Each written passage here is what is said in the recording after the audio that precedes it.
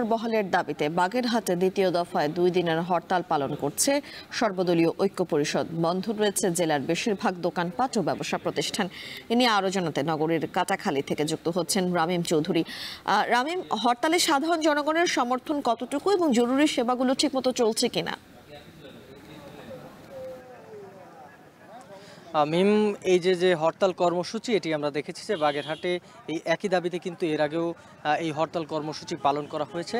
এখানকার সাধারণ মানুষ এবং এখানকার যারা রাজনৈতিক দলের নেতাকর্মীরা রয়েছেন তারা কিন্তু এই হরতালে সমর্থন জানিয়েছেন। তবে কিছু মানুষের ভোগান্তি তো হচ্ছেই, কারণ যেহেতু এই হরতালের কারণে এখানকার এই অঞ্চলের বেশিরভাগ রাস্তাঘাটই কিন্তু বন্ধ রয়েছে এবং খুলনা থেকে ঢাকা, খুলনা থেকে বরিশাল, খুলনা থেকে মংলার যে সড়কগুলো রয়েছে সেগুলোর যে বাগেরহাট অংশ রয়েছে সেখানে প্রত্যেকটা সড়কই কিন্তু বন্ধ করে হরতাল কর্মসূচি পালন করা হচ্ছে। এখানকার বিভিন্ন রাজনৈতিক দলের নেতাকর্মীরা কিন্তু এই হরতালের সাথে রয়েছেন এবং তারা যেটি বলছেন যে মূলত এই বাগেরহাটের যে 4টি আসন রয়েছে এই 4টি আসন থেকে একটি আসন কমিয়ে দেওয়া হয়েছে, সেটি কিন্তু একেবারে ঠিক নয়। কারণ এই একটি আসন কমিয়ে দেওয়ার ফলে বাগেরহাটের যে বরাদ্দের সংখ্যা রয়েছে সেটি কিন্তু অনেকটাই কমে আসবে, যার ফলে বাগেরহাটের যে উন্নয়ন প্রকল্পগুলো রয়েছে সেগুলো কিন্তু বাধাগ্রস্ত হবে। বিশেষ করে বাগেরহাটের বিশ্ব ঐতিহ্য সুন্দরবন রয়েছে বাগেরহাট অঞ্চলে এবং এই সুন্দরবনের ক্ষেত্রে এগুলো সংরক্ষণের জন্য এবং এর পাশাপাশি মোংলা বন্দর রয়েছে, এই সমস্ত বিষয়গুলোর উন্নয়ন প্রকল্পের জন্য কিন্তু একটি বড় বরাদ্দের দরকার হয়ে থাকে, যার ফলে এই যে বরাদ্দটা কিন্তু কমে আসবে বাগেরহাটের একটি আসন কমে গেলে। সেই কারণে কিন্তু তারা আন্দোলন করছে, বিক্ষোভ করছে।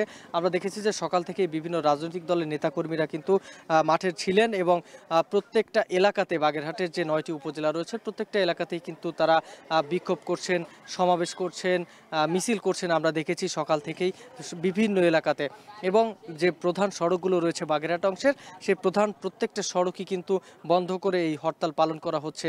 এখানে আমরা সকালে কথা বলেছিলাম জামাতে ইসলাম এবং এখানে আমরা দেখেছি বিএনপির বিভিন্ন পর্যায়ে নেতাকর্মীরা কিন্তু রাস্তায় নেমেছেন এই একটাই দাবিতে এবং এর পাশাপাশি অন্যান্য যে রাজনৈতিক দলের নেতাকর্মীরা তারাও কিন্তু এই হরতালের সাথে একমত পোষণ করেছেন। এখানে আমরা দেখেছি যে